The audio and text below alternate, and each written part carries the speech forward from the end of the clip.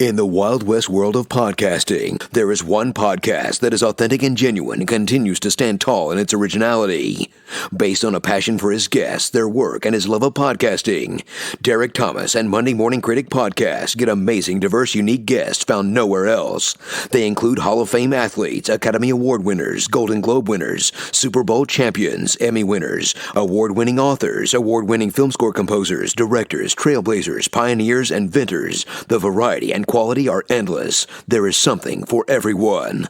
Derek Thomas is the hero you deserve. He's a silent guardian, a watchful protector. Welcome to Monday Morning Critic Podcast. Here is Derek Thomas. The night Naz was arrested, he lost a lot. He lost his freedom to return home to his family, to his school, to his night job that helps pay for that school. But what he didn't lose, and what none of us can lose, were his constitutional rights to an attorney, to a fair and impartial trial by you, his peers, and to the presumption of his innocence beyond a reasonable doubt.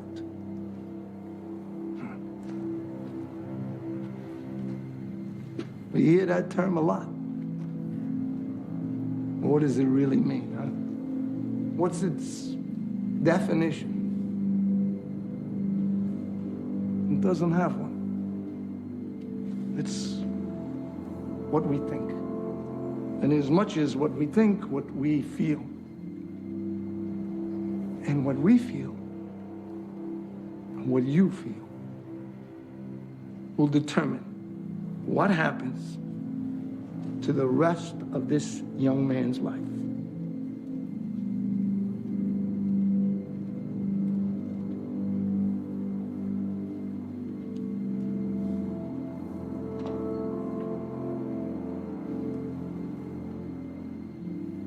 Thank you.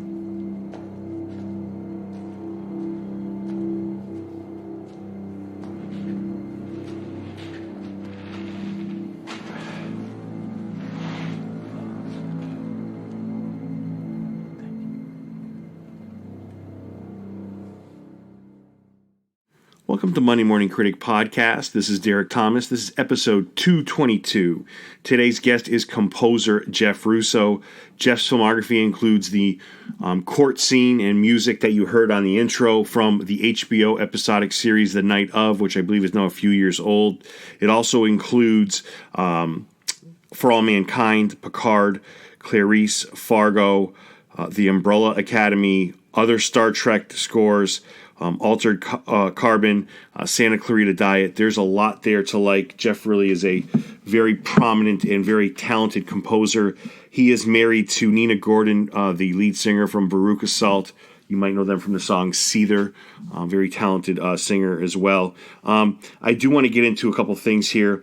If you're looking to contact me on Twitter, it is MDM Critic. On Instagram, it's Monday Morning Critic. On Facebook, it's Monday Morning Critic Podcast. The website is mmcpodcast.com.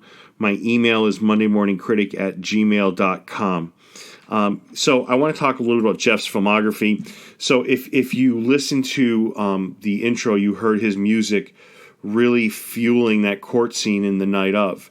And if you follow me on Instagram or just happen to see my posts on Instagram, I've put another scene that is fueled, that Jeff's music fuels the scene. Jeff Russo is just a very talented, very gifted composer.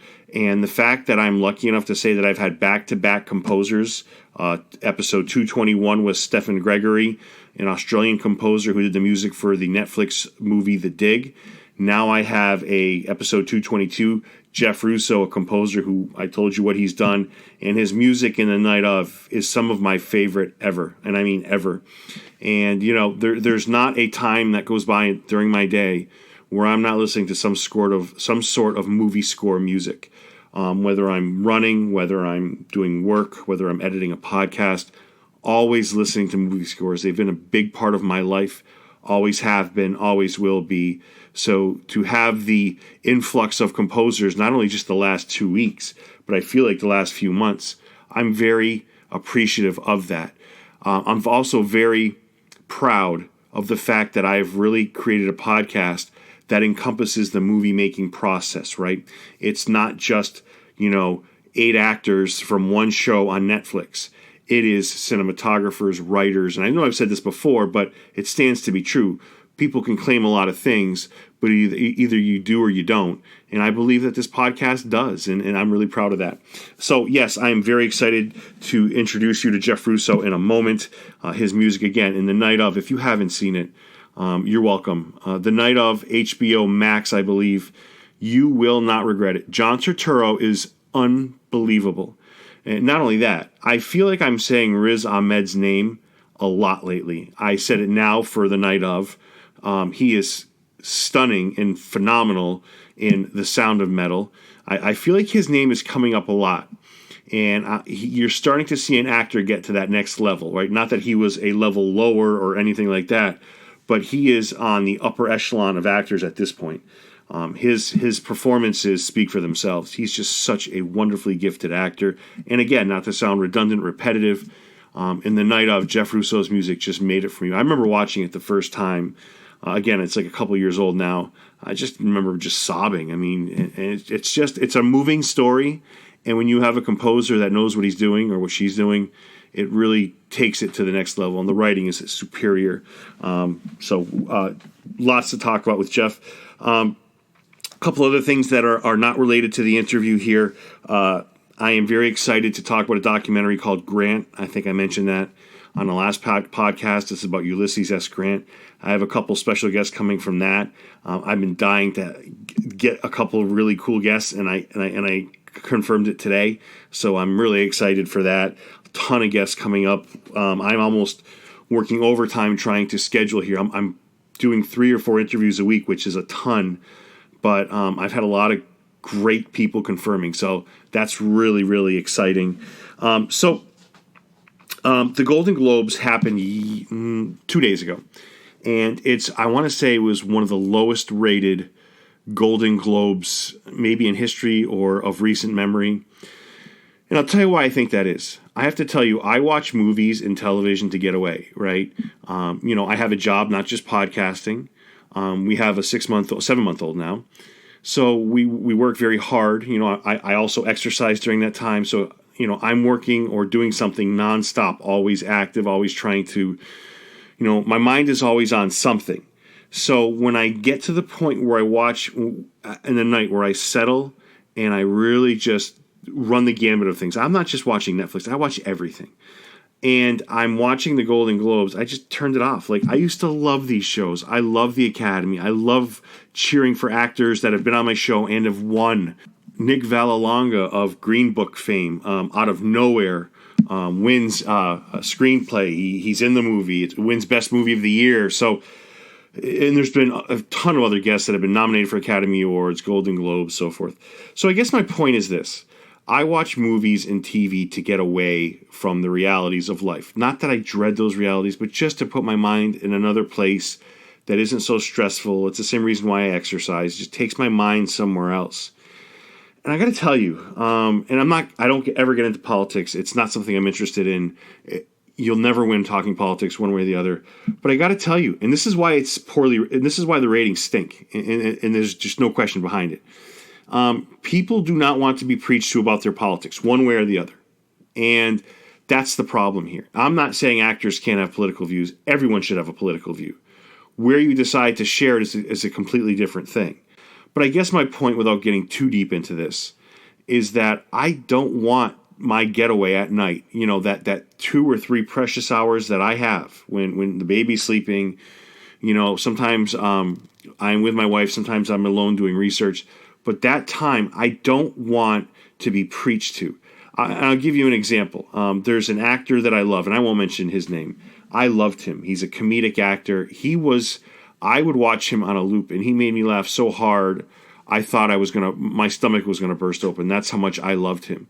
But his incessant talk of politics and politics and politics, it's like, no thanks. I'm just done. I'm done. This is my getaway, and you guys are turning this into a political forum. And I'm not saying their points are not valid. I'm not saying they're points that shouldn't be heard. I'm not saying that. It's just you've taken a very sweet thing, and there's always been politics throughout the years of the Academy Awards, more so recently. But I just, and I'll tell you, that's why it's low. People just don't want to hear it. When people watch movies, they want to get away. When people watch the award shows, they want to get away and cheer for somebody, which is why I used to love the Golden Globes, because Ricky Gervais was the best host of that show or any, award show in history. By far, end of story, period. Ricky Gervais did this 10, 15-minute opening. He torched the entire room, made me laugh, creative, awesome. Those days are long gone. The Golden Globes and the award shows are something completely different. It's a very the Golden Globes has become, it used to be Ricky Gervais in this wonderful stand-up, and it has turned into a very unpleasant experience. And I'm all done with the award shows for a while. Not to mention, there were some major snubs, and it's like, are you kidding me? It's just, what a mess. It's an absolute mess. And who in their right mind would tune in and stay tuned into that mess when there's so much good stuff to watch out there, so many good streaming services that you could be focused in on, and this junk doesn't deserve anybody's time. And it's sad. I never thought I would have been saying this about the Golden Globes ever. I'm just heartbroken at these award shows. I used to circle them on a calendar and count the days. Now they're an afterthought, which stinks. And I'm sorry that I have to say that. So also changing subjects here, I'm done with that. Karate Kid 4 has started filming. I really hope that's as good as I think it's going to be. The end of the last episode, season finale, season 3 was simply phenomenal. Absolutely loved it. I've been watching WandaVision. I've talked about that in the last 3 episodes. I got to tell you, it's really, really well done. It certainly is well done. I love it. There's a lot of great actors involved here. But I have to say, so like the last episode, I'm going to dance around this so I don't give away spoilers, just in case people haven't watched it. It's almost like you have to do research to understand the full meaning of what happened during an episode. Yes, there's levels of understanding. Okay, I get this person's good, this person's bad, and boom. But this comic book universe, when you research this, I'll give you an example. So the Scarlet Witch, right? She belongs to Disney now because they bought out Fox. But before they bought out Fox, she was part of the X-Men, and Disney couldn't mention the X-Men, so they had to create another storyline for her. The more you read, the more of a migraine I was getting. It was like, this is so ridiculous. Like, when I watch a show, I'm not saying it has to be simple, but it should not require, I was literally reading for an hour just to get the deepest understanding of this show, and I came away having to take 3 Advils. It was ridiculous, and I still love the show, and the show is great. I'm not too thrilled by what the director just came out and said, where he said not everyone's going to be happy with the ending, so we have that to look forward to. But I don't like it when you have to investigate the complete understanding of a show. It takes the fun out of it. That being said, there's a ton of great stuff out there. Speaking of Disney Plus, their price has gone up as I predicted it would have. I didn't have any inside information, obviously, but I'm telling you, within 5 years, it is now up to, I think, $8 or $9. Within 5 years, that sucker is going to be in the 20s. Mark my words. They're going to come out with so many great shows, and it's going to be worth it, by the way. I'm not saying it's not worth it, but it's going to skyrocket. And there's other platforms coming out, streaming services coming out. Paramount has one coming out, and Peacock is out. And I'm not sure some of these are really worth your time. If it was up to me, if my opinion means anything, I would surround myself with Disney Plus. And I only have Hulu because I have a package through Verizon. But if it was up to me, I would take that package that includes Hulu, Disney Plus I would get no matter what. Obviously, I would take Netflix, which is also now, $15, $16 a month. I would certainly, Amazon Prime / Amazon Video is a wonderful deal. If you order a lot of stuff online, you get that free, that streaming service, which is totally worth it. So that's kind of what I would surround myself with. Outside of that, HBO Max is worth it as well. It gets pricey when these add up, but that's it. That's where I would draw the line. I'd go HBO Max. I would go Netflix. I'd go Prime. I would go Prime Video. I would go Disney Plus. That's it. Just the ones I mentioned. Keep it simple. There's everything you need pretty much in one streaming service. Never mind 5. But everything else like Paramount and it's just junk. I got because I love The Walking Dead. AMC offers an AMC Plus or AMC Premiere, and it's $5 a month. And I get it; it's only $5. But I'm going to tell you, you know what the advantages are? I mean, the only shows I watch are Walking Dead related on AMC. There's nothing else I need to watch there. The only perks of that is there's no commercials, and there are no. You get to watch the episode 2 days earlier. I got to say, I never thought it would be this cheap to sound like. I'm going to sound very cheap right now. It's not worth $5 a month. It's not. Like, take that money and spend it elsewhere. I got to tell you, it's we love, we'll take the commercials. We love on Sunday nights, Walking Dead comes on at 9 o'clock. We love watching our show. We love seeing previews for The Talking Dead hosted by Chris Hardwick where they look back on the episode and dissect it. I love that. I love it. I love it. I love it. No show does it better. Except when, of course, Yvette Nicole Brown is there with her stupid notebook letting you know she's the best fan on the planet. I can't stomach her. She's very difficult for me to watch. She's, when they say a show is unwatchable, it's unwatchable when she's on. I feel like she forces her way, and I can't. When she's on there, I have to say no, thank you. So yeah, not a big. And people have listened to the podcast before. No, I'm not a big Yvette Nicole Brown fan at all. And I feel like she has to tell you that she's the biggest fan of every show, and you're just a distant second. It's very difficult to stomach. But thanks again for listening to Monday Morning Critic Podcast. This is episode 222. Please welcome composer Jeff Russo. My next guest is a 2-time Grammy nominee, an award-winning composer. His filmography includes Fargo, The Night of, Star Trek Discovery, Star Trek Picard, The Umbrella Academy, and For All Mankind, just to name a few. Please welcome composer Jeff Russo. Jeff, thanks for being on the show today. Hey, how are you? Good. Jeff, so, I feel like I've interviewed many composers. I've interviewed many people in the world of producing music for movies. I feel like your path is a little bit different in the sense that it kind of started, and if I'm incorrect here, please correct me at any time. It starts in a band. It starts more vocally, I feel like. Is that a correct, broad scope look of your career and life early on? Well, my childhood dream was to be in a rock band, right? That was what I always wanted when I was a kid growing up. I started a band when I was in high school, and then I continued playing in bands, and then eventually came out to Los Angeles, pursuing the dream. And I would say, me being the lead guitar player in my band, Tonic, for the last 20 some odd years has been, the basis on which I built all of my sort of creativity. That was the thing that I started first and foremost.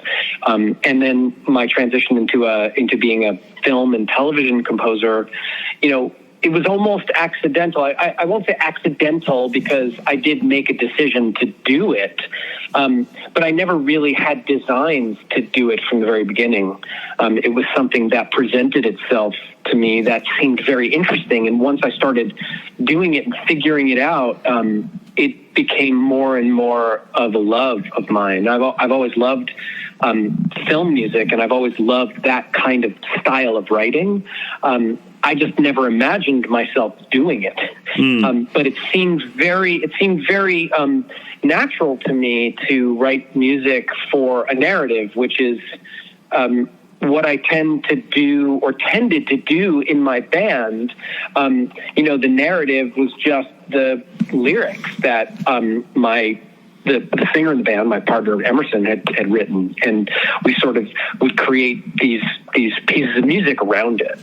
So it seemed somewhat natural to do that. No, that's interesting to hear. And I have to say, when I was growing up, and obviously still today, when all my friends were listening to like AC/DC and Kiss, I'm the dork who's listening to Jerry Goldsmith and John Williams, and it's just something it's always touched a place in my heart. I can't put a finger on it.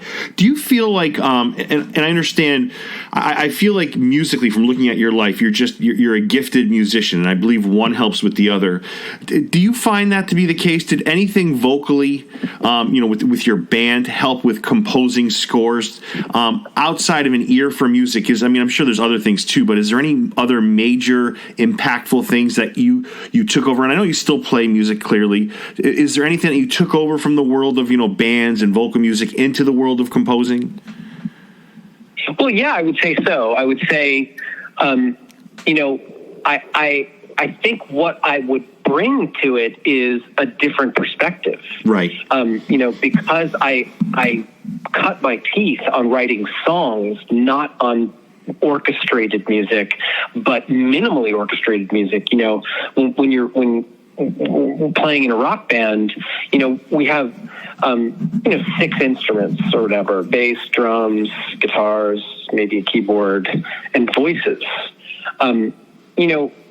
So coming at this type of writing from that, sort of gave me a different perspective of it. So I tend to write my orchestral arrangements differently than someone who was trained to do that might do. It's just sort of a different perspective on it. And I think that's I think that has lent itself greatly to how I go about doing things. On top of the fact that, as a performer, I think I maybe have, a little bit of an internalized understanding of drama. When you get up in front of an audience and you perform and you understand how to affect the audience in one way or another, it's all a performance. I feel like incorporating that into writing music for picture or writing music for narrative is important because you already have an understanding on how to manipulate the emotion. Yeah, I never thought of it that way, and I feel like, being in a band, you're right, you're kind of out there, you're up front, you're in front of people. Granted, an orchestra, you have to be in the rhythm of everyone else, or otherwise it sounds terrible. But in a band, you're a little more on an island, I feel like. And I do feel like that comes out in your music, the fact that you had a different background, but in the best way possible, because I feel like many composers do have the orchestral background, and I feel like sometimes it leads to a lot of similar sounding music. And I'm not trying to group people in one here, but sometimes it does, I feel like. Am I being too naive with that perspective, Jeff? Well, you may be not naive, but perhaps a little too general about it. But I do agree with you to a certain degree. There is an amount of music that does tend to sound in the same ilk.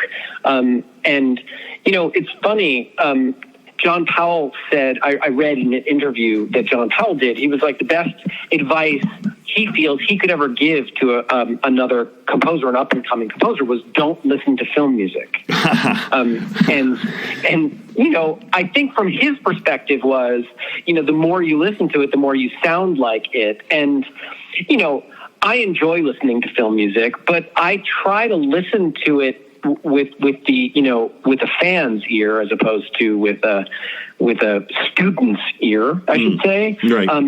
Although, I do listen to sort of figure out how people do certain things as well, because a lot of times I don't know. I'm not a musically educated composer. I didn't go to music school. I didn't go to conservatory. I'm self-taught.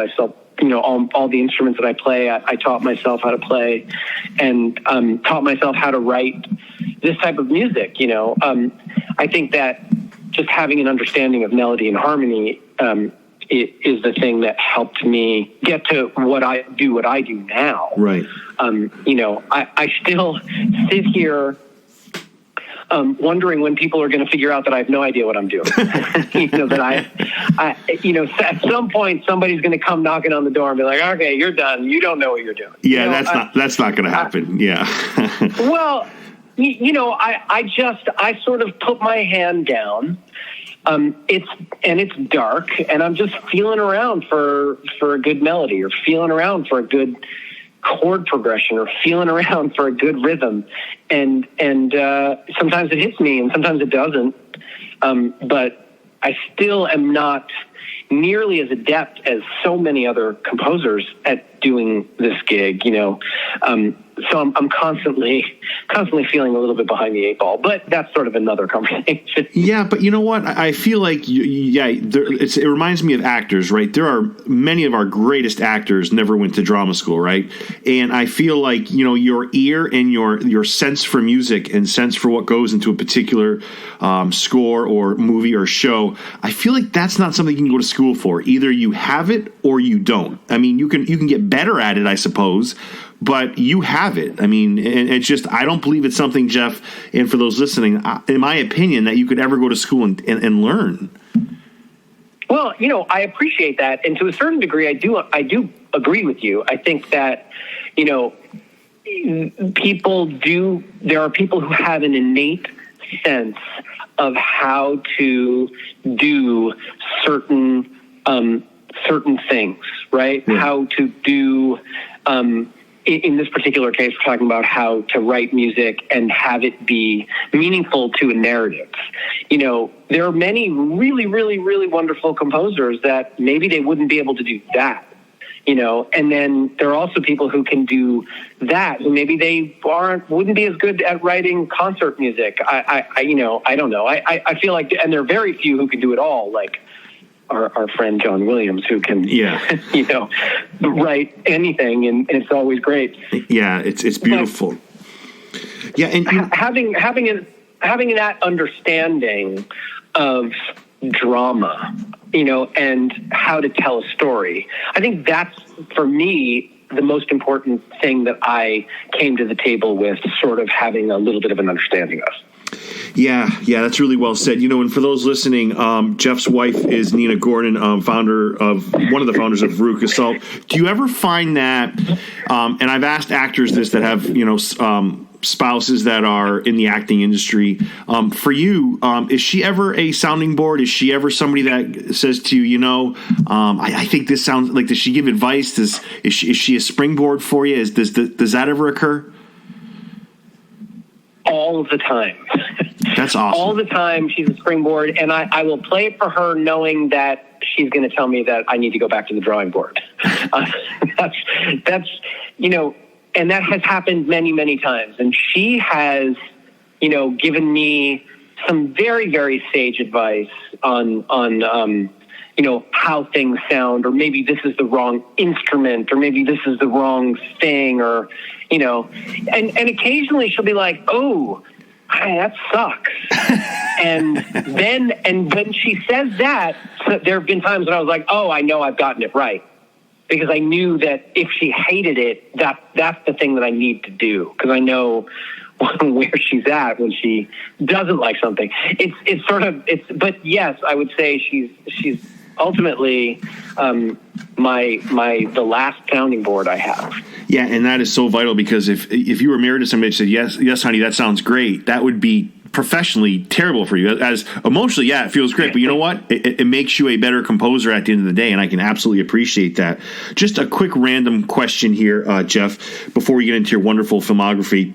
So I was listening to an interview back in March. Howard Stern was interviewing Adam Levine, and he asked him what he thought the two best written songs ever were. And I got to say, his answer kind of caught me off guard a little bit. And I just wanted to get your opinion as a very talented musician, composer, what you thought of this. He responded with God Only Knows by the Beach Boys and In Your Eyes by Peter Gabriel. Shocking answers. Do you get it? Thoughts on that? Okay. I may not wholeheartedly agree, because songs and music are 100% subjective. Yep. I love those two songs, and when I hear that that's his answer, I completely understand. God Only Knows, from a vocal harmonic standpoint, is certainly one of the top 5 ever made. Wow. And In Your Eyes, that album holds a very special meaning for me. So is a really important album to me in my childhood. So when I hear somebody talk about that, I go, oh yeah, like, so that is not at all shocking at all to me. Yeah, that's well said, and he was so confident, and I was just so and I was listening to those songs after he said it, and I could, from a non-musical person, I can really appreciate what he was saying. Just to touch on your filmography here, getting into it, I had a couple guests on before who their composers who took over for people that started a TV show or a movie. So let me give you an example. Alex Wormer took over for Thomas Newman, who did the Newsroom opening. I had Martin Phipps on the score, who took over for Hans Zimmer, who did The Crown. You have Fargo and Star Trek. Obviously, there's people before that. How are you able to put your amazing, unique touch on these either shows or movies? And, is there pressure? Do you feel pressure, or is it, what? Because I feel like you just jump into something and you give it everything you have. You're not somebody that, is wondering, is this good? You just kind of go for it and not worry about where the chips land. I hope I'm not speaking for you too much there, but is there pressure in that scenario where you're following up a couple legendary composers? Fargo's a movie. It's different, I guess, but is it more challenging that way than just creating it from scratch? Well, I would say there's certainly, is it more challenging? I don't know. I think everything I do, everything I start is a challenge on some level. I think that both of those particular franchises, and again, Fargo wasn't a franchise, it was a movie. Right. So with Fargo, it was slightly different.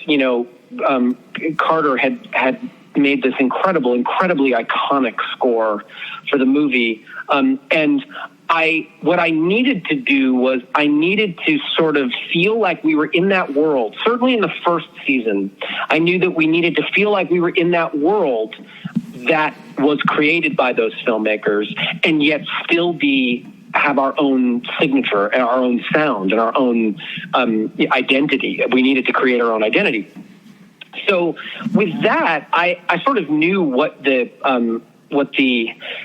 basic idea for the sound of the score would be in that first season, and I just needed to come up with some new melodies, new harmonizations, and then, figure out how I was going to treat the narrative, the story itself. Because Noah Hawley definitely did this. He did the same thing with the way he tells the story, and that was pretty frightening.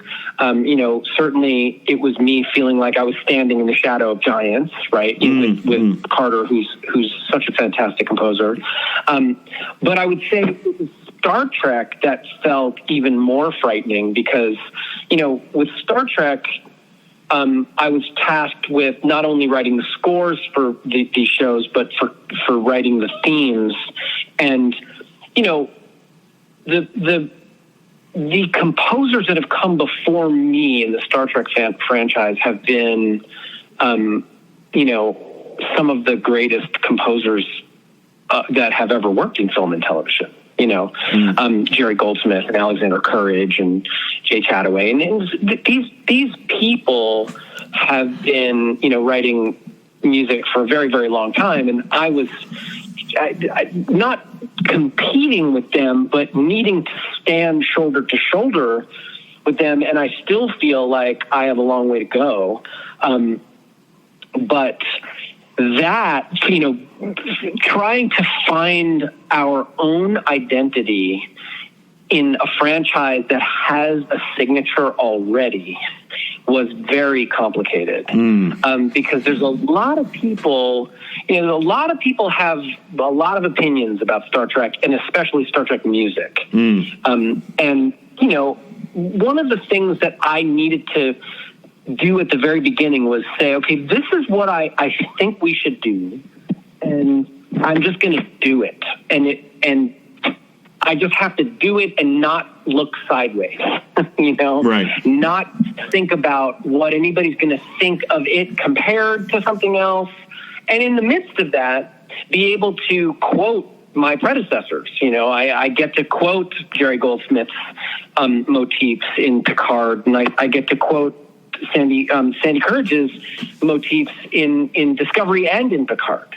And moving forward in any of the other franchises that I'm going to be working on, I feel like that whole idea will continue.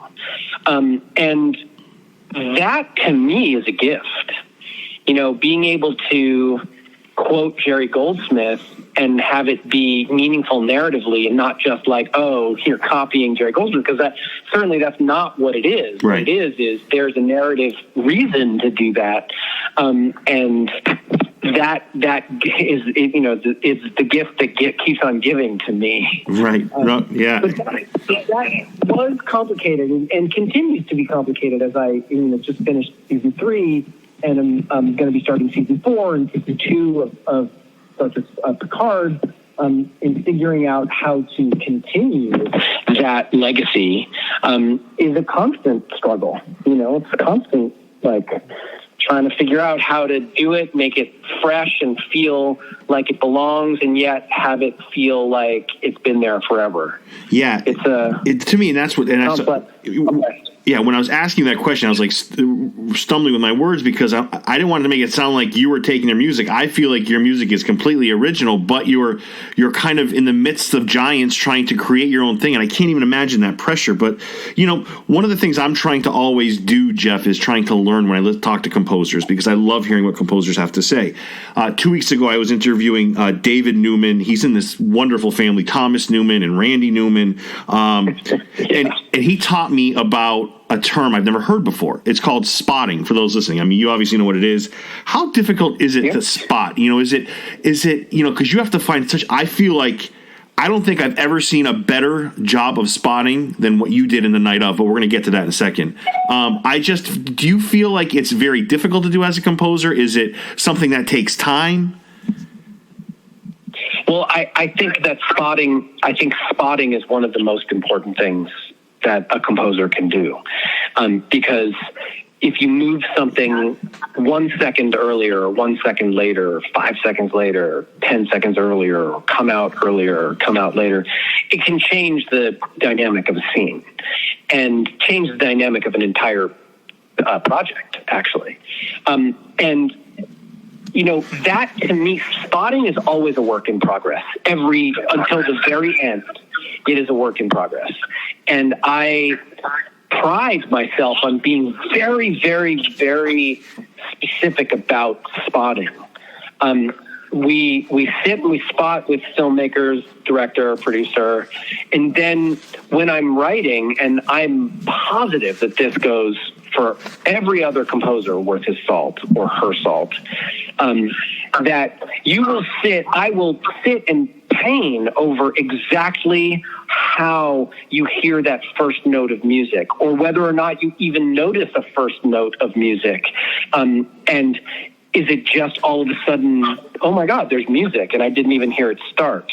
Or do you hear it start and is it right at this moment when the character's looking this way, or when he's doing this, or when she's feeling that? And, you know, that's a really, really important part of what we do. And, you know, I can write music all day long, and if it's not put in the right place, it may not work at all.